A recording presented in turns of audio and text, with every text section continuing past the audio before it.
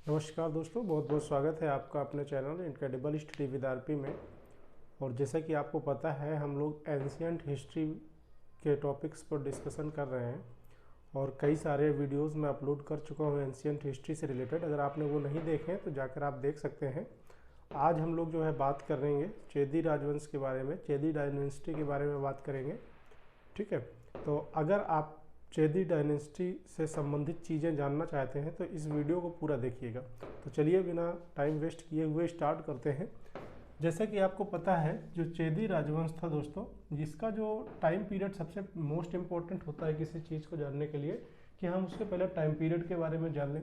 तो इसका दोस्तों जो टाइम पीरियड था 600 BC में इस्टेब्लिश्ड हुआ था और 300 BC तक ये चला था। यानी इसकी स्थापना जो है 600 BC में हुई थी और ये 300 BC तक चला हुआ था। ठीक है, इसके बाद दोस्तों बात करते हैं कि जो चेदी राजवंश था, यानी चेदी डायनेस्टी की जो राजधानी थी दोस्तों, तो चेदी डायनेस्टी की राजधानी दोस्तों ये सुक्तिमती थी। ठीक है, और सुक्तिमती आप जानते हो ये महाजनपदों 16 महाजनपदों में से एक था। ठीक है, चलिए आप बात करते हैं कि जब जैसे अशोक की मृत्यु हो जाती है, तो अशोक की मृत्यु के बाद हम लोग देखते हैं कि फर्स्ट AD में चेदी राजवंश का उदय होता है।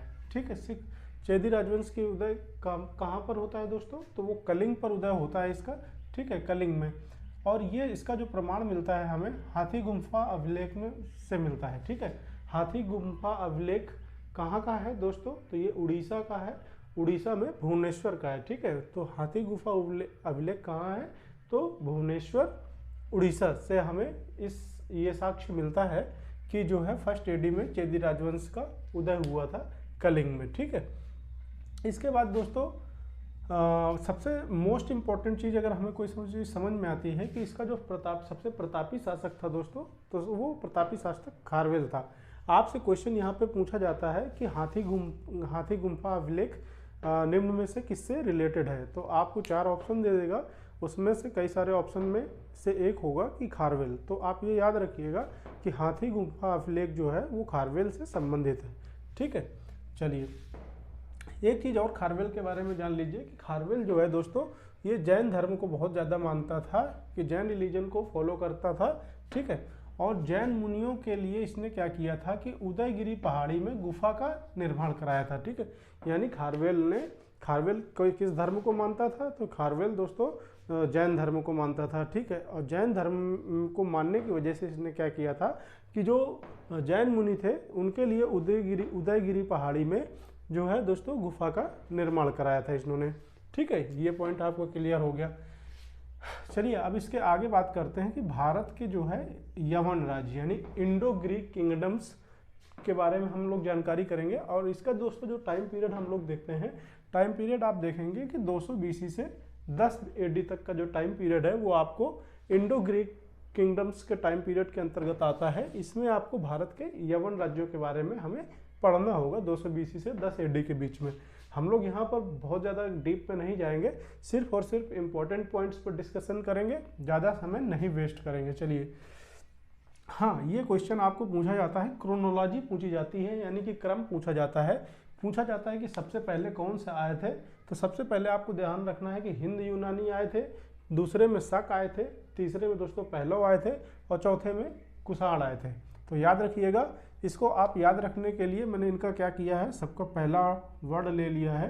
तो आप याद कर लीजिएगा, PK है हंस PK, यानी HSPK यानी हंस PK। थोड़ा कॉमेडी के लिए आप याद सा कर सकते हो कि पीने के बाद लोग हंसते हैं, तो आप याद कर सकते हो कि हंस PK। ठीक है, तो इससे आप समझ जाएंगे। H से आपका हिंद यूनानी, S से आपका शक हो जाएगा, P से हो जाएगा पहलव, K से कुषाण। तो आप इससे थोड़ा सा रिलेट करके याद रख लीजिएगा। अगला है दोस्तों, सेलुकस के द्वारा स्थापित पश्चिमी तथा मध्य एशिया के विशाल साम्राज्य को इसके उत्तराधिकारी एंटियोकस प्रथम ने अक्षुण्ण बनाए रखा, परंतु एंटियोकस सेकंड के समय में अनेक प्रांत स्वतंत्र हो गए। अब आप समझिएगा कि जो सेलुकस का उत्तराधिकारी था, सेलुकस का जो उत्तराधिकारी था दोस्तों एंटियोकस फर्स्ट, तो एंटियोकस फर्स्ट जो है उसने क्या किया था, उसने जो भी सेलुकस का जितना भी साम्राज्य सेलुकस ने जीता था, सेलुकस निकेटर ने, तो उसको इसने पूरा कायदे से सही से करके रखा हुआ था। लेकिन एंटियोकस फर्स्ट के बाद जो एंटियोकस सेकंड आता है तो वो उतने पूरे एम्पायर को सही से नहीं संभाल पाता, और उसकी वजह से क्या होता है कि कई सारे जो छोटे छोटे किंगडम्स होते हैं, छोटे छोटे राज्य होते हैं, या उसके अंतर्गत जितने भी राज्य होते हैं, तो वो धीरे धीरे करके स्वतंत्र होने लगते हैं, अपने आप को स्वतंत्र घोषित कर लेते हैं। ठीक है, तो एंटियोकस सेकंड के समय में ये कई सारे राज्य जो है पूरी तरह से स्वतंत्र होने लगे। ठीक, इसके बाद हम लोग पढ़ते हैं कि जब हिंद यूनानियों के बारे में बात करते हैं कि बैक्ट्रिया के विद्रोह का नेतृत्व किसने किया था दोस्तों, तो बैक्ट्रिया के विद्रोह का नेतृत्व दोस्तों डियोडोटस फर्स्ट ने किया था। किसने किया था? डियोडोटस फर्स्ट ने किया था। किसका? बैक्ट्रिया के विद्रोह का नेतृत्व। नेतृत्व बोले तो लीड, ठीक है, विद्रोह मतलब रिवोल्ट, ठीक है, तो डियोडोटस फर्स्ट ने किया था।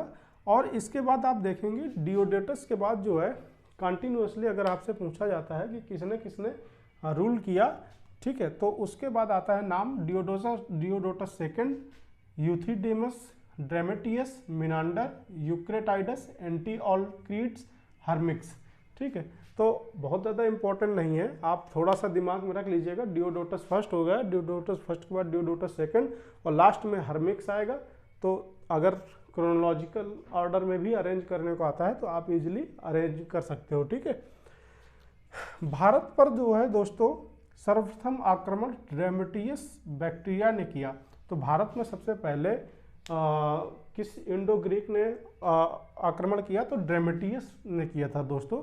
ड्रेमेटियस जो है कहाँ का था? तो ड्रेमेटियस आपका बैक्ट्रिया का था, और इसने जो है भारत में जो है दोस्तों सबसे पहला आक्रमण करने वाला कोई अगर इंडो ग्रीक था तो वो आपको ड्रेमेटियस था। ठीक है, और इसी की वजह से दोस्तों हिंद यूनानी या बैक्ट्रियाई, अच्छा इसी को ड्रेमेटियस को ही हम लोग हिंद यूनानी या बैक्ट्रियाई यूनानी के नाम से भी जानते हैं। ठीक है, 190 बीसी पर इसने अफगानिस्तान, पंजाब, सिंध पर कब्जा किया, राजधानी साकल बनाई। तो जब भारत पर ड्रेमेटियस ने अटैक किया तो उसने भारत के किन किन प्रांतों को जीता? तो पंजाब में, सिंध में, अफगानिस्तान में। आपको पता है कि ये पूरा पार्ट जो है पहले भारत के ही अंतर्गत आता था। भारत का यानी कह सकते हो कि जो एरिया था बहुत बड़ा था, उसमें वर्तमान का जो पाकिस्तान है, अफगानिस्तान है और पश्चिम बंगाल है, बांग्लादेश है, ये बांग्लादेश हो गया आपका, और अफगानिस्तान के ऊपर का भी कुछ हद तक जो प्रांत थे वो सब इसी के अंतर्गत आते थे, भारत के अंतर्गत।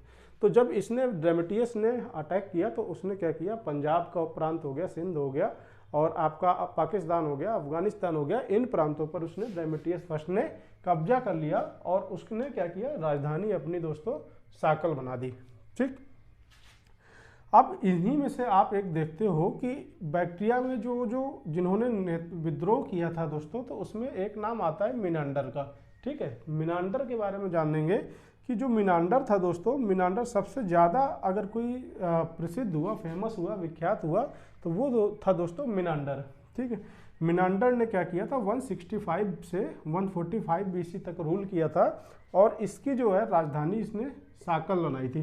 राजधानी साकल मैंने पहले भी बताया थी कि जो ड्रेमेटियस था उसने भी अपनी राजधानी साकल ही बनाई थी, और इसके बाद मिनांडर ने भी जो 165 बीसी से 145 बीसी तक रूल करता है उसने भी अपनी राजधानी साकल बनाई।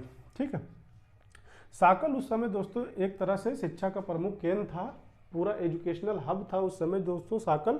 और आधुनिक नाम अगर दोस्तों साकल का पूछा जाता है तो आधुनिक नाम इसका दोस्तों सियालकोट है। ठीक है, आप बताइएगा कि सियालकोट कहाँ पड़ता है आज के डेट में, सियालकोट किस जगह पे पड़ता है। ठीक, इसके बाद दोस्तों एक बहुत इंपॉर्टेंट फैक्ट है आपका, ये भी बहुत इंपॉर्टेंट है, ये भी इंपॉर्टेंट है।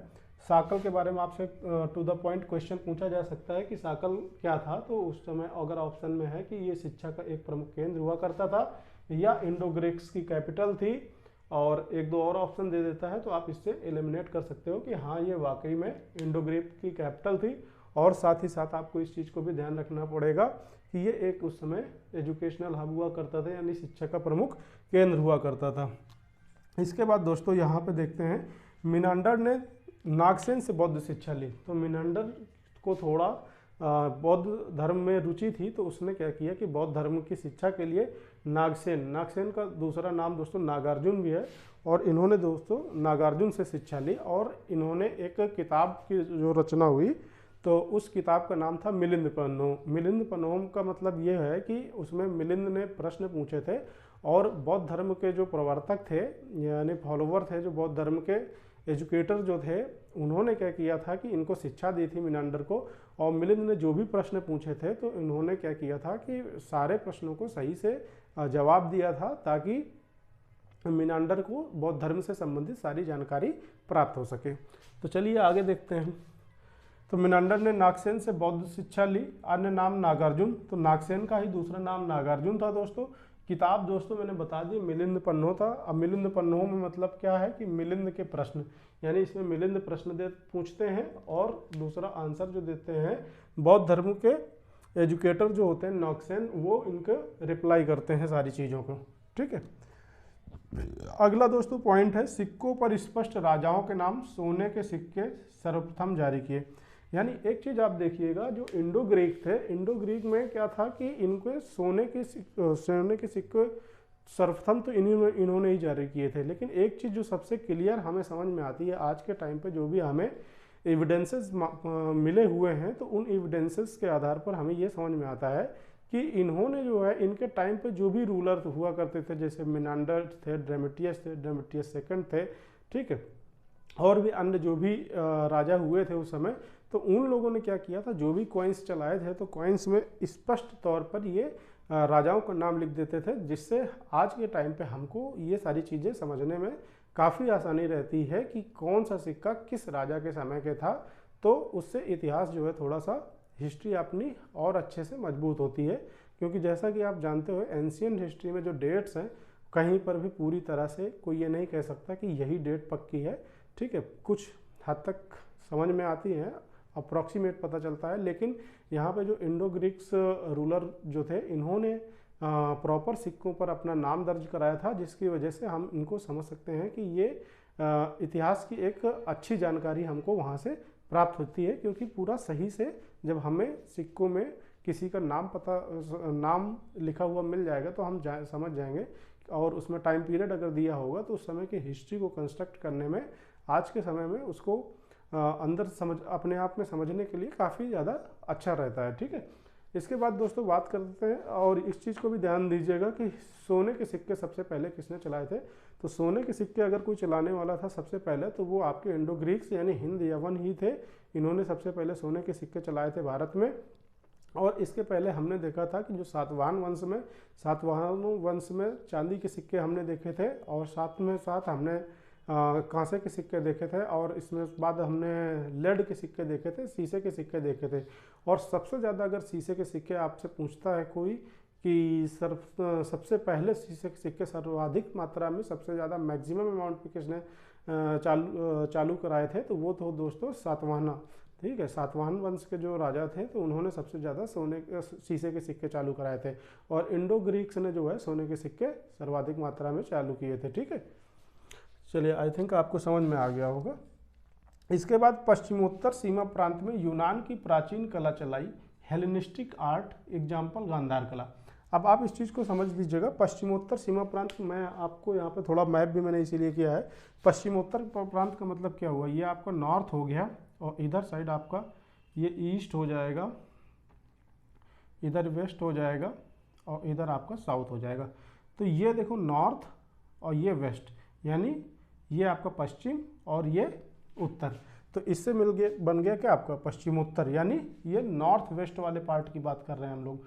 नॉर्थ वेस्ट वाले पार्ट में हम देखते हैं कि सीमा प्रांत में यूनान की प्राचीन कला चलाई। यूनान की प्राचीन कला का दोस्तों क्या नाम था, तो उसका नाम था उस समय हेलेनिस्टिक आर्ट। ठीक है, हेलेनिस्टिक आर्ट इन्होंने इस वाले प्रांत में, यानी ये जो हम आप देख पा रहे हो ये वाला जो हिस्सा था, मैंने यहाँ पर पूरा दिखाया हुआ है। आप इस मैप को अगर थोड़ा सा ध्यान देखेंगे तो ये देखिए पाकिस्तान हो गया आपका, इधर साइड आपका, ऊपर साइड अफगानिस्तान होगा। ठीक, और नीचे साइड आप देखेंगे कि इनका जो है ये मथुरा हो गया, और इधर उज्जैन हो गया, उज्जैन आपका मध्य प्रदेश में पड़ता है। तो ये वाला जो पार्ट पूरा था, ये पूरा पार्ट था, ये एक तरह से इंडो ग्रीक्स का था उस समय। ठीक है, तो इन्होंने इस पार्ट में जो है सबसे ज़्यादा हेलेनिस्टिक आर्ट का यूज किया।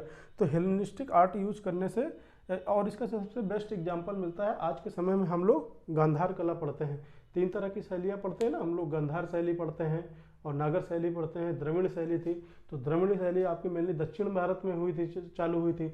और आपकी जो गंधार कला थी आपकी उत्तर भारत में डेवलप हुई थी। तो यही तो आपका उत्तर भारत हुआ, उत्तर भारत में डेवलप हुई थी। और इसके बाद जो आपकी बेसर आती है तो वो आपका नागर शैली और द्रविड़ शैली दोनों को जब हम मिला के बनाते हैं तो उससे जो है वो बेसर शैली बनती है। ठीक है, बेसर आर्ट का जो है डेवलपमेंट होता है। ठीक है, तो अब आप दो देख सकते हो कि एक ये पॉइंट आपका आई थिंक क्लियर हो गया होगा।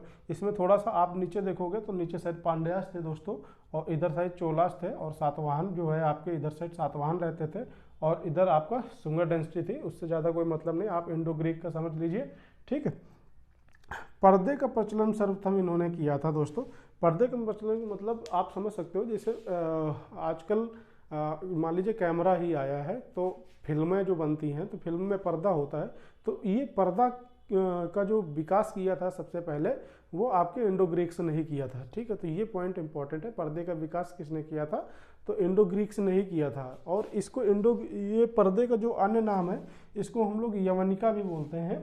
ठीक है, तो बहुत ज़्यादा इंपॉर्टेंट नहीं है, बस पर्दे का बहुत ज़्यादा क्वेश्चन नहीं पूछा जाता। क्वेश्चन आपके जैसे मिनांडर से पूछा जाता है कि मिलिंद पन्नों में क्या क्या किस चीज़ का उल्लेख किया गया है। तो मिलिंद पन्नों में आप जानते हो कि नागसेन जो रहते हैं, नागसेन जो बौद्ध भिक्षु कह दो या बौद्ध धर्म की जो शिक्षा दिए थे, मिनांडर ने जो भी प्रश्न उनसे पूछे थे तो मिलिंद पन्नों में उनके प्रश्नों का उत्तर दिया गया है। तो ये इंपॉर्टेंट रहेगा। टाइम पीरियड से भी ज़्यादा क्वेश्चन नहीं पूछा जाता। और हाथी गुम्फा अभिलेख किससे संबंधित है, तो खारवेल से संबंधित है। कुछ ये क्वेश्चन ज़्यादा इंपॉर्टेंट है जो आप इसको अच्छे से आप अपने दिमाग में रखिएगा। और सबसे पहले किसने अटैक किया था, तो भारत में किस इंडो ग्रीक रूलर ने अटैक किया था, तो वो आपके ड्रेमेटियस थे। तो ड्रेमेटियस ने सबसे पहले यहाँ पर भारत पर अटैक किया था। ठीक है, और सबसे ज़्यादा अगर कोई फेमस हुआ था दोस्तों, सबसे ज़्यादा फेमस आपका मिनांडर हुआ था। ठीक, और ये वाला पॉइंट मैंने बता ही दिया। और ये ध्यान दीजिएगा, सोने के सिक्के सर्वाधिक मात्रा में अगर किसी ने चलाए थे वो कौन था, वो आपके इंडो ग्रीक के रूलर ही थे। यानी इन्होंने सबसे ज़्यादा सोने के सिक्के चलाए थे आपके। और सिक्कों पर स्पष्ट इनके राजाओं के नाम मिलता है। यानी इनके जो भी कॉइन्स होते थे उसमें प्रॉपर पूरे जो भी उस टाइम का रूलर हुआ करता था उसका प्रॉपर हमें नाम देखने को मिलता है। तो इस वीडियो में दोस्तों फिलहाल इतना ही। Thank you very much. आपको वीडियो अच्छा लग रहा हो तो प्लीज़ चैनल को सब्सक्राइब कर लीजिएगा। वीडियो को लाइक कमेंट जो भी करना चाहें आप